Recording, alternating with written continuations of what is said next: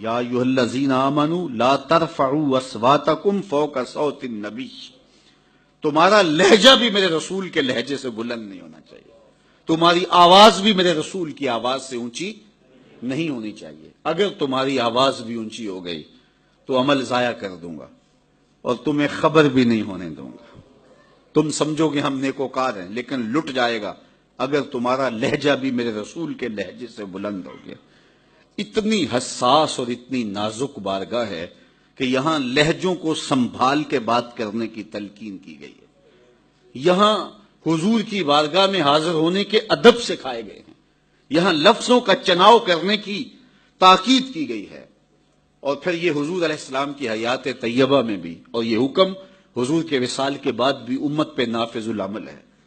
حضرت صائب بن یزید کہتے ہیں کہ میں مسجد نبوی کے گوشے میں بیٹھا تھا تو کسی نے مجھے کنکر مارا، میں نے پلٹ کے دیکھا تو وہ حضرت عمر رضی اللہ تعالی عنہ تھے، تو میں اٹھ کے ان کے پاس چلا گیا، میں نے ان کو کہا کہ اے امیر المومنین، آپ نے مجھے کنکر کیوں مارا ہے؟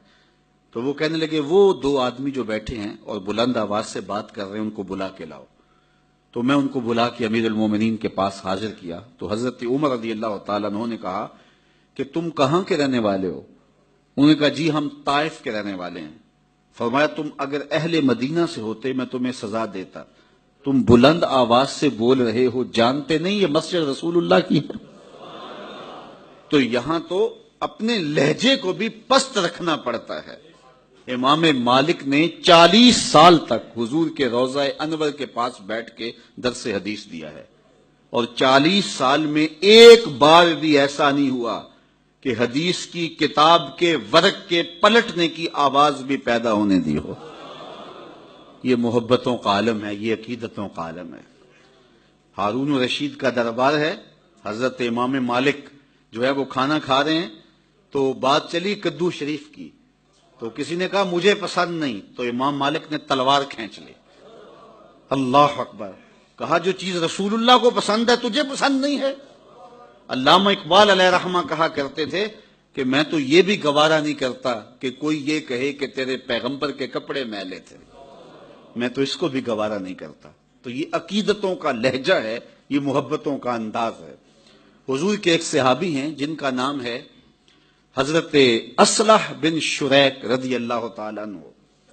ان کی ڈیوٹی کیا تھی؟ حضور کی سواری کا کجاوا کستے تھے، اور جب قافلہ پڑاؤ کرتا تو کجاوا کھول دیتے۔ یہ ڈیوٹی انہوں نے اپنے ذمہ لے رکھی تھی۔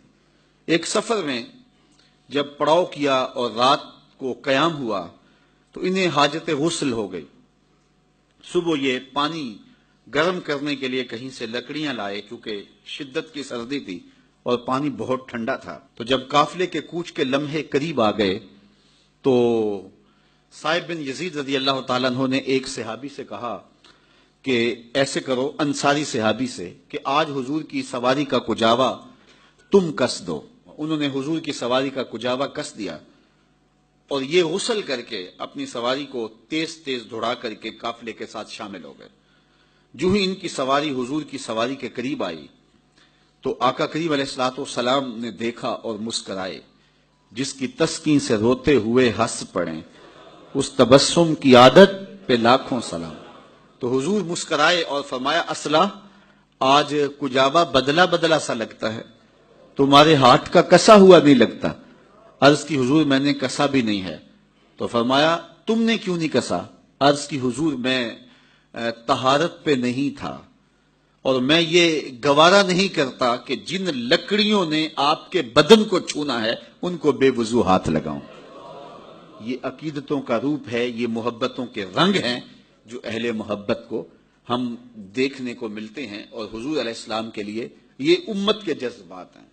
حضور علیہ السلام کے حوالے سے کوئی میلا لفظ، کوئی ٹیڑھا لفظ اور کوئی جو ہے وہ اونچا لفظ بھی گوارا نہیں ہے۔ یہ اتنی حساس اور اتنی نازک بارگاہ ہے۔